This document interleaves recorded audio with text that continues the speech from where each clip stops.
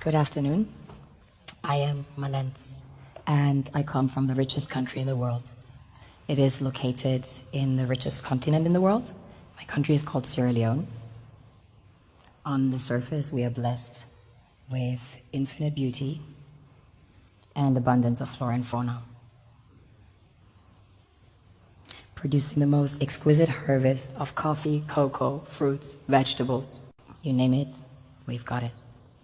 We also have diverse wildlife and vast marine resources, and waterfalls and rivers that run into the most beautiful beaches. The land is golden, literally, a true paradise. We have a very strong cultural heritage. In fact, Sierra Leone had the first sub-Saharan university. Prior to that, there was one in the kingdom of Timbuktu, which was the first university in the world, succeeding the great Gnostic schools of Egypt and Osiris. On a deeper level, we're blessed with the real treasures the kings and queens of this world desire.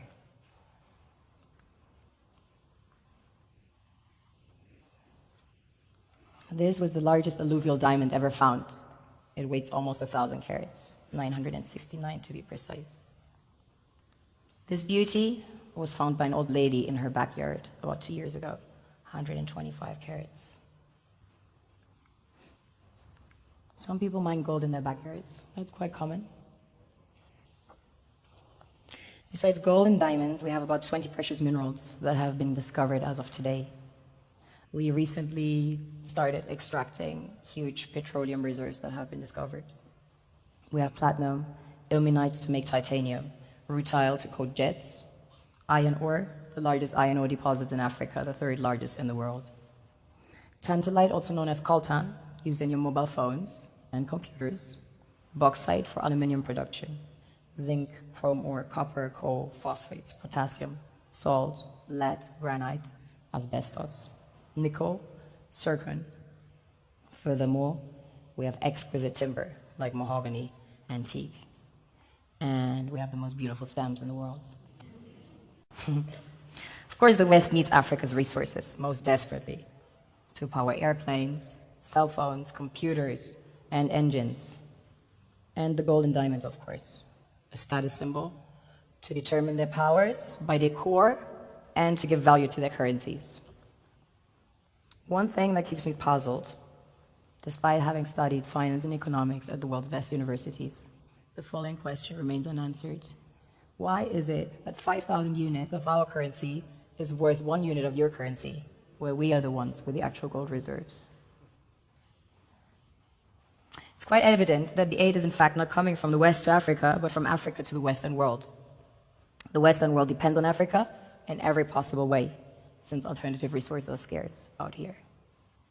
So how does the West ensure that the free aid keeps coming? By systematically destabilizing the wealthiest African nations and their systems, and all that backed by huge PR campaigns, leaving the entire world under the impression that Africa is poor and dying and merely surviving on the mercy of the West.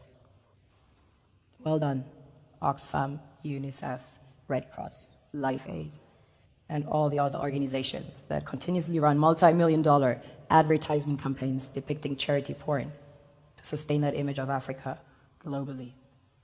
Ad campaigns paid for by innocent people under the impression to help with their donations. Well, one hand gives under the flashing lights of cameras, the other takes in the shadows. We all know the dollar is worthless, while the euro is merely charged with German intellect and technology, and maybe some Italian pasta. How can one expect donations from nations that have so little?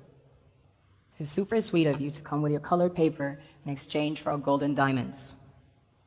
But instead, you should come empty-handed, filled with integrity and honor. We want to share with you our wealth and invite you to share with us. The perception is that a healthy and striving Africa would not disperse its resources as freely and cheaply, which is logical. Of course, it would instead sell its resources at world market prices, which in turn would destabilize and weaken Western economies, established on the post-colonial free meal system. Last year, the IMF reports that 6 out of 10 of the world's fastest growing economies are in Africa, measured by their GDP growth. The French Treasury, for example, is receiving about $500 billion year in, year out. Foreign exchange reserves from African countries based on colonial debt they forced them to pay. Former French President Jacques Chirac stated in an interview recently that we have to be honest and acknowledge that a big part of the money in our banks comes precisely from the exploitation of the African continent. In 2008, he stated that without Africa, France will slide down in the rank of a third world power.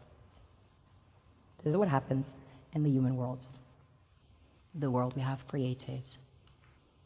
Have you ever wondered how things work in nature? One would assume that in evolution the fittest survives. However, in nature, any species that is overhunting, overexploiting the resources they depend on as nourishment, natural selection would sooner or later take the predator out because it offsets the balance. I believe charity merely creates inferiority and dependency.